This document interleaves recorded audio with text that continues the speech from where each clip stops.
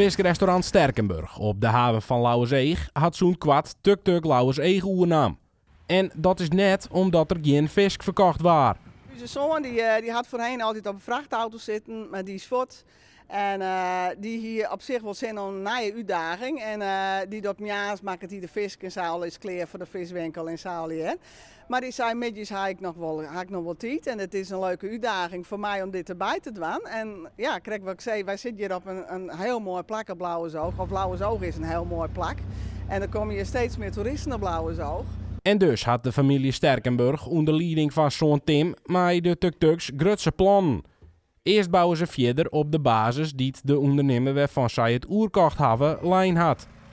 Dit valt dus nou, want het is voor jou weekendlijn is dit spontaan kaam. Dus het komt nou, de tuks die je nou al hier, dus je moet wel nou even schakelen en zeggen van nou, eerst het verhuur, dat rent nou wel mooi. Dus we gaan nou eerst op deze manier gewoon terug. En dan kunnen we altijd van Saint-Michel van nou, dat kunnen we misschien erbij. We moeten met mensen praten. Toerisme in en om Lauwerseeg neemt elke ta. Het heegseizoen gaat haast weg van start.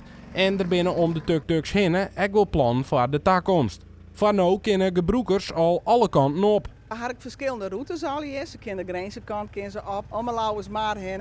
Meestal de Friesland in, Vissershuisjes, Moddergat die kant uit. En daar een dak om daar.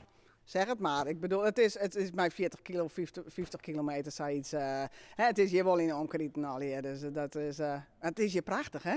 Het is hier heel mooi, dus Savierhoezen net. Maar de mooie boerendikjes al hier aan beide kanten. We zitten hier mooi centraal tussen Friesland en Grijnsland in, dus dat kan het beter.